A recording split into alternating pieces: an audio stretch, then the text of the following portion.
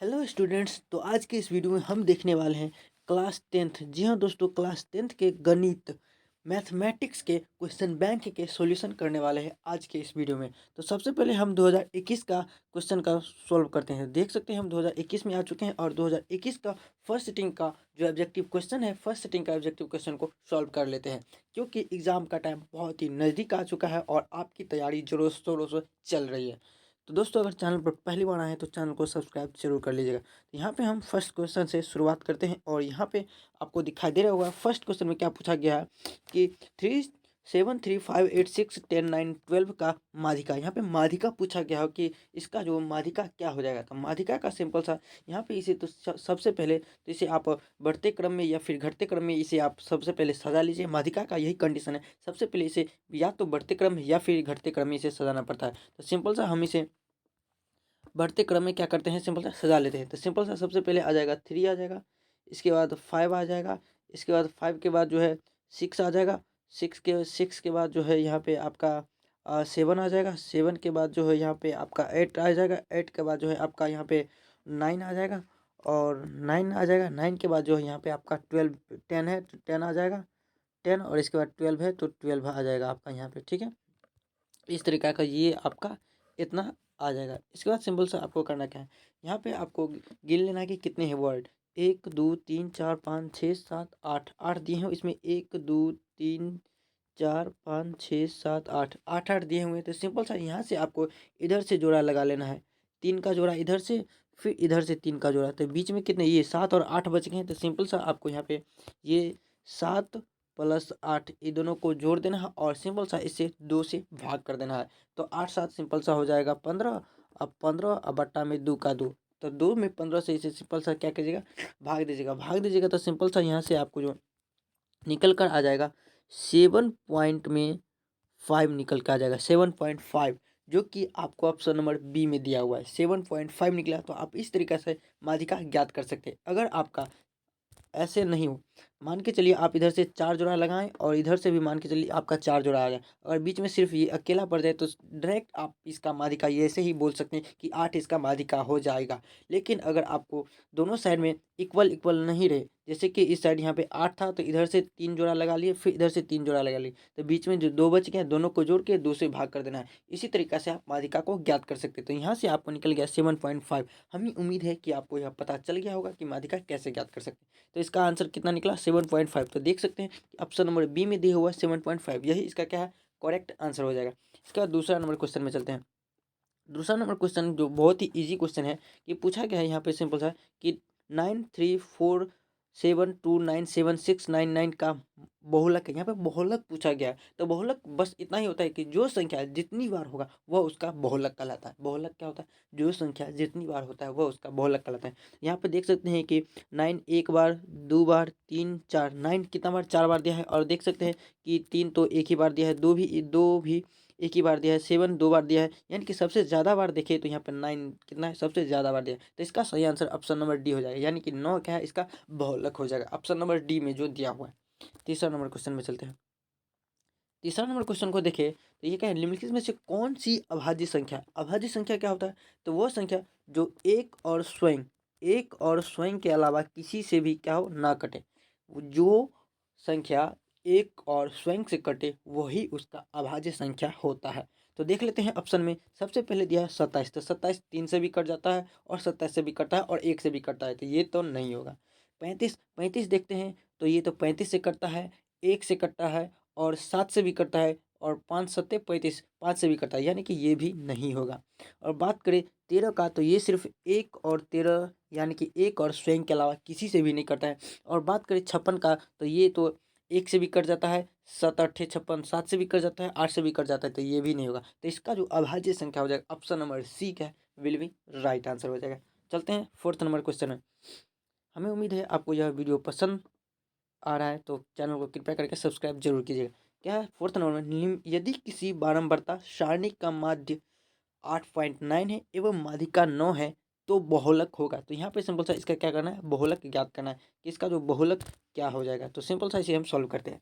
तो सबसे पहले देख लेते हैं कि माध्य हमें कितना दिया है, 8.9 माध्य दिया हुआ है। ठीक है, एवं माध्यिका कितना दिया है, माध्यिका हमको 9 दिया है, ठीक है। माध्य 8.9 दिया है और माध्यिका 9 दिया है। इसे आप देख देख सकते हैं। इसके बाद सिंपल सा बहुलक हमें ज्ञात करना है। तो सबसे पहले मैं आपको फॉर्मूला बता देता हूँ कि इसका जो फॉर्मूला क्या होता है। बात करें बहुलक का, क्या हमको यहाँ पे बहुलक ज्ञात करना है, तो इसका जो फॉर्मूला होता है यहाँ से सिंपल सा कि माध्य माइनस बहुलक, क्या होता है इसका फॉर्मूला, माध्य माइनस बहुलक, ठीक है। माध्य माइनस बहुलक बराबर, यहाँ पे हम बराबर का चिन्ह देते हैं, बराबर में कितना हो जाता है 3 इंटू माध्य, जिसको यह फॉर्मूला नहीं पता है कृपया करके लिख ले, 3 इंटू माध्य माइनस माध्यिका, ये इसका क्या होता है फॉर्मूला होता है। इतना फॉर्मूला होता है। माध्य माइनस बहुलक बराबर होता है 3 माइनस माध्य माइनस माध्यिका, ये इसका क्या होता है फॉर्मूला होता है। तो सिंपल सा यहाँ पे हम देखें कि माध्य हमको कितना दिया, ये फॉर्मूला आप सिंपल सा नोट कर लिए। तो अब सिंपल सा यहाँ पे हम क्या करते हैं पुट करते हैं, ठीक है। इसे हम क्या करते हैं सिंपल सा यहाँ पे आपको पुट करके बताते हैं। तो यहाँ पे माध्य हमको दिया हो 8.9, तो 8.9 यहाँ पे हम सिंपल सा लिख देंगे, हल्का बड़ा कर देते हैं। 8.9 यहाँ पे माध्य लिख दिए, माइनस चिन्ह है तो माइनस दे दिए। बहुलक को हम यहाँ पे एक्स मान लेते हैं, बहुलक को हम क्या मान लिए एक्स, या फिर बहुलक भी लिख सकते हैं। बराबर यहाँ पे 3 है, यहाँ पे देख सकते हैं 3 है तो 3, इसका इंटू का चिन्ह है, इंटू कोष्ठ है। इसका माध्य हमको कितना दिया है, तो माध्य दिया है 8.9, 8.9 लिख दिए, ठीक है। इसका माइनस माध्यक कितना दिया है 9, तो 9 लिख दिए, ठीक है। अब इसे हम सिंपल सा क्या करेंगे सॉल्व करेंगे। इसे हम क्या करेंगे सिंपल सा यहाँ पे इसे हम सॉल्व कर देंगे। इसे जब हम सॉल्व करेंगे तो यहाँ पे 8.9 का 8.9 हो जाएगा और बहुलक इतना का इतना हो जाएगा। तो सिंपल सा 8.9 का 8.9 हो गया, ठीक है। 8.9 का 8.9 माइनस बहुलक का एक्स माने है तो एक्स हो जाएगा, बराबर में 3 में जब इसमें 8.9 में मल्टीप्लाई करेंगे तो कितना हो जाएगा, यहाँ से आपको निकल जाएगा 26 पॉइंट में 7 और माइनस का चिन्ह है तो माइनस, और नौतिया में 27 का 27, इतना हो जाएगा, ठीक है। यहाँ पर 8.9 का 8.9 और बहुलक को एक्स माने है तो एक्स, और 3 में 8.9 से गुना करेंगे तो 26.7 निकलेगा, और 9 में 3 से गुना करेंगे तो 27 निकल जाएगा, ठीक है। इतना निकल जाएगा। और इससे आगे देखते हैं, इससे आगे सॉल्व करते हैं। तो 8.9 का क्या हो जाएगा 8.9 ही हो जाएगा। यहाँ पे हम कर लेते हैं 8.9 का 8.9 हो गया, माइनस में एक्स का एक्स हो गया, बराबर में 26.7 में से माइनस 27 को क्या करेंगे सिंबल से घटाएंगे। तो इसे घटाने पर हमको निकलेगा 0.7 निकल जाएगा, ठीक है। 0.7 निकलेगा, और यहाँ से हम एक्स का मान निकालेंगे। एक्स बराबर हो जाएगा कितना हो जाएगा, ये माइनस में है बराबर के उस साइड जाएगा तो प्लस में हो जाएगा। तो यानी कि आपको 8.9 प्लस 0.7 को ऐड कर देना है। इसे आप सिंपल सा जोड़िएगा तो कितना निकल जाएगा, इसे जोड़ने पर हमें निकल जाएगा 9.2, कितना निकलेगा 9.2 हमें प्राप्त हो जाएगा, कितना 9.2। तो जो कि आपको ऑप्शन नंबर यहाँ पे आप देख सकते हैं कि 9.2 निकला है। तो देख लेते हैं कितना नंबर ऑप्शन में दिया होता है। हमें उम्मीद है आपको ये समझ में आ गया होगा। 9.2 जो कि ऑप्शन नंबर सी में दिया हुआ है। तो सिंपल सा आप इतना याद रखिए कि माध्य माइनस बहुलक बराबर होता है 3 इंटू माध्य माइनस माध्यिका। इस पर आप पुट कीजिएगा तो आपको इसका आंसर निकल के आ जाएगा, जो कि आपको ऑप्शन नंबर सी में दिया हुआ है, ठीक है। 5 नंबर क्वेश्चन में चलते हैं। 5 नंबर क्वेश्चन में क्या पूछा गया, यदि किसी बारंबारता सारणी का माध्य 8.9 एवं माध्यिका न हो तो बहुलक, यहाँ पे सिंपल सा इसका बहुलक निकालना है। तो इसी को तो अभी हम सॉल्व किए थे, तो इसका 9.2 निकला था। और 5 नंबर क्वेश्चन में चलते हैं। 5 नंबर क्वेश्चन में क्या है कि 19 और 25 का समांतर माध्य याद करना है। समांतर माध्य का फॉर्मूला है दोनों को जोड़ दो और 2 से भागा कर दो। तो सिंपल सा यहाँ पे हम क्या करते हैं, दोनों को 19 प्लस 25 इसको जोड़ के बट्टा 2 से इसके क्या करते हैं भाग देते थे, यहीं से हमारा ऐसे निकल जाएगा। तो 19 प्लस क्या करेंगे 25 को ऐड कर देंगे। तो यहाँ पे हम 1925 कितना हो जाएगा 5 9 5 13 44 हो जाएगा, बट्टा में 2 इसे भाग देंगे तो कितना 22 निकल जाएगा, जो कि आपको ऑप्शन नंबर बी में दिया हुआ है। बी इसका क्या बिल्कुल राइट आंसर है। 6 नंबर क्वेश्चन में चलते हैं। 6 नंबर में क्या क्वेश्चन पूछा गया है, यहाँ पे है आपसे पूछा किसी घटना ई के लिए जो है, किसी घटना ई के लिए कि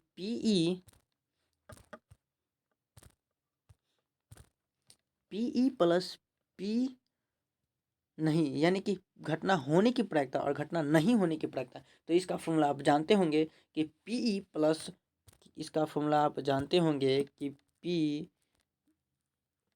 ई प्लस पी डैश, यानी कि घटना होने की प्रायिकता प्लस घटना नहीं होने की प्रायिकता का मान कितना होता है, 1 के बराबर होता है। तो यहीं पे ये लिखा है कि पीई यानी कि घटना होने की प्रायिकता प्लस पीई नहीं यानी कि घटना नहीं होने की प्रायिकता, तो इसका मान क्या हो जाएगा, 1 हो जाएगा, जो कि ऑप्शन नंबर क्या बी में दिया हुआ है। तो इसका सही आंसर ऑप्शन नंबर बी हो जाएगा। 7 नंबर क्वेश्चन में चलते हैं। यदि दो सिक्के को उछालने में दो शीर्ष आने की प्रायिकता, दो शीर्ष, शीर्ष का बात करें तो शीर्ष का मतलब हो जाता है आपको हेड हो जाता है, क्या हो जाता है, हेड, हेड हो जाता है।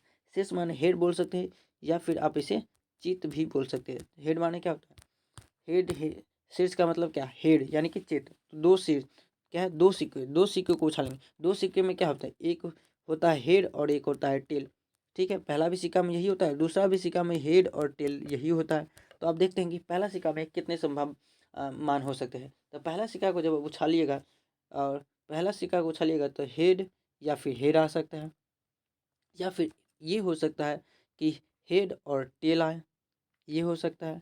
ठीक है, या फिर आप उछालिएगा दूसरा सिक्का को तो दूसरा भी सिक्का में या तो आपको टेल या हेड आएगा या फिर टेल या टेल आएगा, या यानी कि आपको जब सिक्कों को उछालिएगा तो आपको इतने ही 4 संभव मान हो सकते हैं। या तो हेड हेड आ सकता है, या फिर हेड टेल आ सकता है, या फिर टेल हेड आ सकता है, या फिर टेल टेल टेल टेल आ सकता है। इसके बाद तो कोई संभव मान नहीं आ सकता है, यानी कि इतना आप आ सकता है। तो यहाँ पे आप सिंपल सा क्या पूछा गया है, थोड़ा ध्यान दीजिएगा क्वेश्चन में कि उछालने पर दो शीर्ष आने की प्रायिकता, दो शीर्ष आने की प्रायिकता। तो सिंपल सा पीई, पी बराबर हो जाता है, फॉर्मूला होता है पीई बराबर होता है कि यानी कि शीर्ष आने की, जो बोलेगा वो आने की प्रायिकता बट्टा में कुल प्रायिकता का मान। तो यानी कि शीर्ष आने की प्रायिकता लमसम में कितना है, शीर्ष निकालना है तो दो आने की क्या है, दो शीर्ष आने की प्रायिकता। तो दो शीर्ष आने की प्रायिकता, दो शीर्ष आने की प्रायिकता। ठीक है, दो शीर्ष आने की प्रायिकता पूछा गया। क्या करते हैं, सिक्के को उछालने की प्रायिकता क्या हो जाएगा ये। तो यहाँ पे है आने की प्रायिकता, यानी कि हेड, शीर्ष, हेड तो एक ही बार आया है ना, देख सकते हैं यहाँ पे हेड यानी कि सिर्फ हेड हेड। तो हेड देख सकते हैं यहाँ पे हेड हेड एक ही बार आया है तो एक हो जाएगा। अब बट्टा में कुल संभव मान कितने हो गए, 4 आ गया, यानी कि 1/4, जो कि आपको ऑप्शन नंबर डी में दिया हुआ है। ठीक है, दो शीर्ष आने की प्रायिकता यानी कि दो शीर्ष दोनों हेड ही होना चाहिए। तो दो हेड तो एक ही बार आया था, हेड और हेड देख सकते हैं कि एक ही बार आया था, इसके बाद तो नहीं आया था। तो ये हो जाएगा इसका 1/4, जो कि आपको ऑप्शन नंबर डी में दिया हुआ है। ठीक है, चलते हैं नेक्स्ट क्वेश्चन, 8 नंबर क्वेश्चन में चलते हैं। 8 नंबर क्वेश्चन में क्या पूछा गया है, 8 नंबर क्वेश्चन में हमसे क्या पूछा गया है, ध्यान दीजिएगा। यहाँ पे पूछा गया है कि दो सिक्कों के उछालने में, ये तो हो गया था 8 नंबर में, यदि किसी ऊर्ध्वाधर स्तंभ की ऊंचाई जमीन पर उस स्तंभ की छाया की लंबाई की √3 गुनी हो तो सूर्य का उन्नयन कोण, सूर्य का उन्नयन कोण पूछा गया। इस क्वेश्चन को थोड़ा ध्यान से देखिएगा। तो सिंपल सा इसमें क्या करते हैं आप देखिएगा, यहाँ की ऊंचाई जमीन पर स्तंभ की छाया की लंबाई। तो यहाँ पे सबसे पहले कि जमीन पर ऊंचाई स्तंभ की छाया, तो स्तंभ सबसे पहले एक स्तंभ ले लेते हैं, ये रहा आपका स्तंभ, और स्तंभ की छाया, तो छाया हमेशा नीचे बनती है, तो ये रहा आपका छाया। ठीक है, छाया, और ये आपका हो जाएगा। ठीक है, तो ये आपका हो गया स्तंभ और ये इसका यहाँ पे छाया बनेगा। और यहाँ पे आपको मान के चलिए कितना थीटा कोण बन जाता है, ये आप मान लीजिए कि यहाँ पे कितना थीटा कोण आपका बन गया। ठीक है ना, यहाँ पे हमने मान लिया यहाँ पे क्या है, थीटा कोण बन जाता है। तो यहाँ पे आपको स्तंभ की छाया, तो मान लेते हैं कि स्तंभ की छाया एक्स है, स्तंभ की छाया हमने क्या मान लिया कि एक्स स्तंभ की छाया है। तो यहाँ पे थोड़ा ध्यान दीजिएगा, ये इस क्वेश्चन में बहुत कन्फ्यूजन होता है। यहाँ पे आप देख सकते हैं कि क्या पूछा गया है कि जमीन पर स्तंभ की छाया की लंबाई की √3 गुनी है। क्या है, स्तंभ की छाया की लंबाई की √3 गुनी है। तो छाया मैंने मान लिया कि एक्स, तो छाया की लंबाई की स्तंभ क्या है, √3 गुनी है। तो स्तंभ तो ये है ना, ये वाला जो ये हिस्सा है ये आपका स्तंभ होना है। तो यही है आपका कितना है, √3 गुना है। तो स्तंभ की लंबाई की छाया की, उस स्तंभ की छाया की लंबाई की √3 गुनी है। तो यहाँ पे छाया तो ये हुआ ना, तो छाया की क्या है, स्तंभ √3 गुनी है। तो स्तंभ तो ये हुआ, तो यहाँ पे सिंपल सा क्या हो जाएगा, एक्स, यहाँ पे आप लिखिएगा x√3, यहाँ पे ये x√3, यहाँ पे इतना हो जाएगा।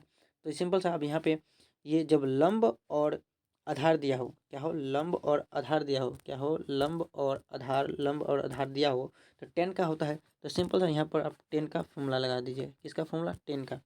तो हो जाएगा टेन थीटा बराबर, टेन थीटा बराबर क्या होता है? P by B, P by B लंब बटा आधार, ठीक है। तो पी का मान हमको कितना दिया है? x√3, x√3 बटा आधार का मान कितना है? x। तो x से x कैंसिल हो जाएगा, x से x कैंसिल हो जाएगा तो बच जाएगा √3। तो टेन में कितना डिग्री का मान √3 होता है? टेन में 60 डिग्री का मान √3 होता है। टेन में कितना? 60 डिग्री का मान, जो कि आपको टेन 60 डिग्री का मान √3 होता है। 60 आया आंसर, देख सकते हैं, जो कि आपको ऑप्शन नंबर सी में दिया है। तो हमें उम्मीद है आपको यह क्वेश्चन समझ में आया होगा। चलते हैं 9 नंबर क्वेश्चन में। 9 नंबर क्वेश्चन को देखिएगा थोड़ा ध्यान से। क्या पूछा गया है कि यदि ए और बी अभाज्य संख्या है तो लॉस ऑफ ए और बी क्या है? अभाज्य संख्या है। जब कोई मान के चलिए 3 और 5 क्या है? अभाज्य संख्या, और इसका पूछे लॉस, तो लॉस क्या करते हैं? सिंपल सा, इसे फैक्टर तोड़ते थे, ये इसका फैक्टर तो टूटता नहीं, तो नहीं टूटता है तो क्या करते हैं? 3 गुना 5 कर देते हैं, तो 5 या 15 हो जाता है। यहाँ पे ए और बी का अभाज्य संख्या हो तो लॉस ए बी का लॉस कितना हो जाएगा? ए बी ही हो जाएगा, option number C. 10 number question क्या है कि निम्नलिखित में से कौन जो है किसी घटना की प्रायिकता नहीं हो सकती? इसमें से बताना है, यहाँ पे आपको 4 ऑप्शन दिए हैं, इसमें से बताना है कि कौन जो है घटना घटने की प्रायिकता नहीं हो सकती। तो घटना नहीं घटने की प्रायिकता, तो ये आप जान लीजिए कि 0 से 1 के बीच में ही घटना होने की प्रायिकता होती है। 0 और 1 के बीच में ही होना चाहिए, ठीक है। देख लेते हो 1/3, तो ये तो 0 और 1 के बीच ही है। और देख लेते हैं यहाँ पे 0 पॉइंट कितना है? 0.3। इसे आप जब तोड़िएगा इसे तो 10 हो जाएगा, और इसे जब आप क्या कीजिएगा, सिंपल सा तोड़िएगा तो आपको हो जाएगा 0.3। तो ये भी 0 और 1 के बीच में ही आता है। और 33 को तोड़ के देखते हैं। 33 परसेंटेज का मतलब होता है 100, तो बट्टा में 100। इसे आप क्या कीजिएगा, सिंपल सा काटिएगा तो लमसम में 0 के ही इक्वल आ जाएगा। तो ये भी आपको 0 और 1 के बीच में ही आ गया। और 7/6, 7/6 को तोड़ के देखते हैं। 6 में क्या करते हैं? 7 से भागा कर देते हैं, तो 6 का 6 हो जाएगा, और बच्चा में 1 आ जाएगा। पॉइंट, यहाँ पॉइंट देंगे तो यहाँ पे 0 आ जाएगा, और फिर 1 आ जाएगा। तो यानी कि ये आपका 0 और 1 के बीच में नहीं आ रहा है, तो जो कि यहाँ पे ऑप्शन नंबर डी हो जाएगा। यानी कि क्या क्वेश्चन पूछा गया है कि निम्नलिखित में से कौन किसी घटना की प्रायिकता नहीं हो सकती? तो 7.6 जो है ये घटना की प्रायिकता नहीं हो सकती, क्योंकि घटना की प्रायिकता 0 से लेके 1 के बीच में ही होना चाहिए, जो कि यह आपको ऑप्शन नंबर डी में है। 0 और 1 के बीच में नहीं आता। ऑप्शन नंबर डी क्या है? इसका सही आंसर है। चलते हैं 11 नंबर क्वेश्चन। 11 नंबर क्वेश्चन क्या है कि संख्या फिर 2 दिया है, फिर 13, 1 3 1 1 3 1 1 1, फिर 1 1 1 3, यानी कि यह क्या अनंत तक जा रहा है। यानी कि यह कभी द एंड नहीं होगा। जो संख्या समाप्त नहीं होती है उसे अपरिमेय संख्या बोलते हैं। अगर जो संख्या पूर्णतः कट जाए, अब इसका भाग्य ना लगे, शेष आ जाए, तो वह परिमेय हो जाएगा। और जो नहीं कटे, यानी कि वह जाते रहे अनंत तक जाए, फिर आ जाएगा 1, फिर 1 3, फिर 1 1 3, फिर 1 1 3, ये आपका बढ़ते रहे, तो वह हो जाएगा अपरिमेय संख्या। याद रखिएगा, option number C. 12 number question में देखते हैं क्या पूछा गया है कि सह अभाज्य संख्या का मौसा। तो सह अभाज्य संख्या का मौसा कितना होता है? 1 के बराबर होता है। इसका फॉर्मूला ही होता है कि मौसा कितना? मौसा 1 के बराबर। मौसा कितना? सह अभाज्य संख्या का मौसा 1 के बराबर। जब किसी संख्या का मौसा निकालिएगा तो 1 के बराबर हो जाएगा, ठीक है। सह अभाज्य संख्या का मौसा, कोई भी सह अभाज्य संख्या का निकालिए, उसका मौसा हमेशा ही 1 आ जाएगा। आप निकाल कर देख सकते हैं। तो 12 का ऑप्शन नंबर बी क्या है? बिल्कुल ही सही आंसर है। 13 नंबर क्वेश्चन में चलते हैं। 13 नंबर क्वेश्चन में क्या पूछा गया है? यदि m एक धनात्मक पूर्णांक है तो धनात्मक विषम पूर्णांक का रूप होगा। विषम पूर्णांक, यहाँ पे देखिए, विषम होना चाहिए और साथ में पूर्णांक, विषम पूर्णांक होना चाहिए। तो मान लेते हैं कि कोई संख्या ले लेते हैं, कोई संख्या ले लेते हैं, जैसे कि 1 2 3, कुछ भी ले लेते हैं, 4 5, कुछ भी ले लिए, ठीक है। यहाँ पे m+1 दिया है, तो सबसे पहले इसमें हम क्या करते हैं, इस मानों को पुट करके देखते हैं कि क्या विषम धनात्मक पूर्णांक आता है। तो वो देख लेते हैं विषम धनात्मक पूर्णांक। तो यहाँ पे 4m+2 दिया है, 4m+2 दिया है, तो 4 गुने m का मान लेते हैं, पहले 1 मान लेते हैं, प्लस में 2। इसे सॉल्व करेंगे तो कितना निकलेगा? 4 + 2 यानी कि 6 निकल गया। 6 निकल गया, विषम धनात्मक पूर्णांक है नहीं, तो ये आपका क्या हो जाएगा? नहीं हो जाएगा।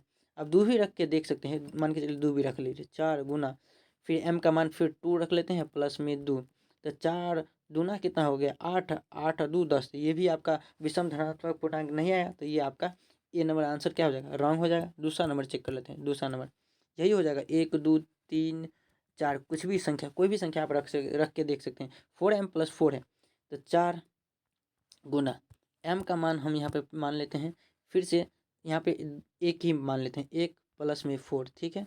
तो 4 + 4 फिर 8 आ गया, ये भी आपका विषम धनात्मक पूर्णांक आया नहीं आया। फिर से 3 रख के देख लेते हैं, चलिए 4 गुना 1 4 गुना 3 रखने 3 प्लस में 4 तो 4 तिया 12, 12 और 4 16, तो ये भी आपका क्या है विषम धनात्मक पूर्णांक नहीं आया, तो ऑप्शन नंबर बी भी इसका गलत हो गया। सी नंबर चेक करते हैं अब, सी नंबर यही 1 2 3 4 कोई सा भी संख्या आप रख के देख सकते हैं, ठीक है। तो चलिए यहाँ पे 4 4 गुना m का मान 1 मान लेते हैं, 1 प्लस 1 तो 4 1 5, ये आ गया आपका विषम धनात्मक पूर्णांक। देख सकते हैं कि 4 1 5 विषम धनात्मक पूर्णांक आ गया, ठीक है। चलिए 2 रख के देखते हैं, 4 गुना 2 प्लस में 2 तो 4 दूना 8 प्लस 1 कितना 9, ये आ गया विषम पूर्णांक। यानी कि इसका जो सही आंसर ऑप्शन नंबर सी हो जाएगा। इसमें क्या करते हैं, m की जगह 1 या 2 3 4 कुछ भी मान रख के देख लीजिए, आपका विषम पूर्णांक आ जाएगा, विषम पूर्णांक आ जाएगा, जो कि आपको ऑप्शन नंबर सी में दिया हुआ है। तो सी नंबर इसका क्या है, बिल्कुल ही सही आंसर है। हमें उम्मीद है कि आपको क्वेश्चन समझ में आ रहा होगा। क्वेश्चन समझ में आ रहा है तो चैनल को सब्सक्राइब और वीडियो को शेयर जरूर कीजिएगा। चलते हैं 14 नंबर क्वेश्चन के, कि रैखिक बहुपद के शून्य की संख्या। जब भी रैखिक बहुपद पूछे, रैखिक बहुपद में जो शून्य की संख्या होती है वो हमेशा 1 के बराबर होता है, याद रखिएगा। ऑप्शन नंबर इसका बी हो जाएगा। 15 नंबर क्वेश्चन में चलते हैं, और यहाँ पे क्या पूछा गया है कि 2x² - 3x - 5x एक शून्यक है। शून्यक है तो इसका इसे आप दो तरीका से क्या कर सकते हैं, इसे आप सॉल्व कर सकते हैं। इसे आप दो तरीका से सॉल्व कर सकते हैं। या तो आप x की जगह ये बारी बारी से ये इन ऑप्शनों को इसमें पुट कीजिए, तो माने शून्य के बराबर आ जाएगा, तो समझ लीजिएगा कि क्या ये इसका यही इसका आंसर हो जाएगा। या फिर आप इसका फैक्टर तोड़ सकते हैं। इसका आप कैसे फैक्टर तोड़ सकते हैं, तो आप इस तरीका से इसका फैक्टर तोड़ सकते हैं। यहाँ पे 2x² है, 2x² माइनस 3x माइनस में 5 बराबर में 0 कर लीजिए, ठीक है। माइनस में 5 बराबर में 0, इसका आप क्या कीजिए, सिंपल सा फैक्टर तोड़िए। तो फैक्टर तोड़िएगा तो सिंपल सा क्या आ जाएगा, यहाँ से आप कीजिएगा तो 2x² प्लस, यहाँ पे आप सिंपल सा कर सकते हैं 5 दूना 10 हो जाएगा, 5 दूना 10, तो यहाँ पे 2x माइनस में 5x। आपको फैक्टर तोड़ना आना चाहिए। अब क्लास 10th के विद्यार्थी हैं तो फैक्टर तो तोड़ना आता होगा। बराबर में 0, अब इसे कीजिएगा तो सिंपल सा क्या निकल जाएगा, आपको यहाँ से निकल कर आ जाएगा, यहाँ से 2x ले लीजिए कॉमन, और x + 1 बच जाएगा, माइनस में 5, और फिर आपका x + में 1 बच जाएगा, इतना बच जाएगा। बराबर में 0 है तो बराबर में 0 कर दीजिए, ठीक है। तो यहाँ से आपका निकल कर आ जाएगा, क्या निकल जाएगा, 2x बराबर में 5, आप कॉपी में नोट कीजिए, 2x बराबर में 5 निकल जाएगा। यहाँ से x बराबर निकालिएगा तो x बराबर यहाँ पे क्या निकल जाएगा, यहाँ पर जब आप यहाँ से अब चलते हैं, यहाँ पे आ जाते हैं, x बराबर यहाँ से आप निकालिएगा, x बराबर कितना हो जाएगा, 5/2 निकल जाएगा। तो 5/2 आपको ऑप्शन में दिखाई दे रहा है, आप याद रखिए 5/2 वैसे नहीं दिखाई दे रहा है, एक निकला x का मान 5/2, और यहाँ से आप सिंपल सा यहाँ से निकालिएगा तो क्या निकल जाएगा, यहाँ से आपका हो जाएगा x + में 1 बराबर में 0। यहाँ से अब x का मान निकालिएगा, यहाँ से क्या कीजिएगा, x का मान निकालिएगा, यहाँ से इसका मान यहाँ पे हम निकालते हैं, तो x बराबर -1। देख सकते हैं x का मान एक निकला 5/2 और एक निकला x का मान -1, तो 5/2 -1, तो 5/2 -1, तो यहाँ पे आपको 5/2 तो दिखाई नहीं दे रहा है, तो ऑप्शन नंबर बी हो जाएगा। -1 दिया हुआ है ना, तो x का मान 2 निकलता है, तो -1 x की जगह इसमें पुट कीजिएगा ना, तो उसका जो है शून्य मान निकल जाएगा। ऑप्शन नंबर बी इसका बिल्कुल ही सही आंसर हो जाएगा, ठीक है। इसके बाद चलते हैं 16 नंबर क्वेश्चन। 16 नंबर क्वेश्चन में हमसे क्या पूछा गया, थोड़ा ध्यान दीजिएगा। यहाँ पे आपको 16 नंबर में है कि यदि px बराबर qx, gx और px का घात 6 हो, px का घात 6 हो और gx का घात 2 हो, तो px/gx का मान निकालना है, px/gx का मान निकालना है। तो px/gx का मान निकालना है। px का मान कितना दिया है, px का मान 6, तो 6 घात दिया है ना, तो x⁻6 बट्टा जी एक्स का मान कितना दिया है, जी एक्स का मान दिया हुआ है 2, तो घात घात दिया है, मान नहीं दिया है, जी एक्स का घात दिया है, तो घात का मान होता है एक्स का पावर 2। घात का मतलब क्या, एक्स का पावर 2। घात का मतलब क्या, एक्स का पावर 6। घात दिया है तो इतना हो जाएगा। अब इसे सिंपल से क्या करेंगे, सॉल्व करेंगे। तो एक्स का पावर 6 और ये गुना, ये ऊपर जाएगा तो गुना में हो जाएगा, और ये होता है एक्स का पावर में, ये ऊपर जाकर माइनस में हो जाएगा। कितना हो जाएगा, माइनस में हो जाएगा, तो यानी कि एक्स का पावर 6 माइनस 2 हो जाएगा, सिंपल सा। ठीक है, तो इसमें एक्स का पावर कितना हो जाएगा, 4 निकल जाएगा। एक्स का पावर 4, जो कि आपको ऑप्शन नंबर एक्स का पावर 4 निकला, याद रखिएगा। एक्स का पावर कितना निकला, एक्स का पावर 4 निकला। ठीक है, एक्स का पावर 4 निकला, तो देख लेते हैं। एक्स का पावर 4 यानी कि, तो P x by G x का मान एक्स का पावर 4 निकला, यानी कि 4 निकला। एक्स का पावर 4 निकला, तो एक्स का पावर 4 यानी कि 4, इसका घात होगा। घात ही पूछा गया, तो एक्स का पावर 4 निकला था। एक्स का पावर, तो एक्स का कितना घात है, तो 4 दिया है, तो 4 इसका ऑप्शन नंबर 1 है, बिल्कुल ही सही आंसर हो जाएगा। इसके बाद चलते हैं 17 नंबर क्वेश्चन। 17 नंबर क्वेश्चन को देख लेते हैं। 17 नंबर क्वेश्चन में क्या पूछा गया है, ध्यान दीजिए कि बहुपद 6x² माइनस 11x प्लस 3 के शून्यकों का योग। शून्यकों का योग का आप डायरेक्ट फॉर्मूला लगा लीजिए। शून्यकों का योग का फॉर्मूला क्या होता है, अल्फा प्लस में बीटा बराबर में होता है माइनस बी बाय ए हो जाता है। ठीक है, माइनस बी बाय ए हो जाता है। तो यहाँ पे बी का मान देखिए, तो ए बी और ये सी हो गया। बी का मान कितना है, माइनस में 11, अब माइनस में 11, और ए का मान देखिए, तो यहाँ पे 6 दिया है, 6 हो जाएगा। तो ये माइनस माइनस खत्म हो जाएगा, यानी कि 11/6 बच गया। 11/6 देखिए तो कितना नंबर ऑप्शन में दिया है, 11/6। आपको ऑप्शन नंबर सी में दिया है। ऑप्शन नंबर सी इसका क्या है, बिल्कुल ही सही आंसर है। वीडियो आपको पसंद आ रहा है तो वीडियो को शेयर और चैनल को सब्सक्राइब जरूर कीजिए। तो मिलते हैं आपको नेक्स्ट वीडियो में। 17 से लेके नेक्स्ट जितने भी क्वेश्चन होंगे सभी को सॉल्व करके अगले वीडियो में बताएंगे। तो मिलते हैं अगले वीडियो में, तब तक के लिए जय जय।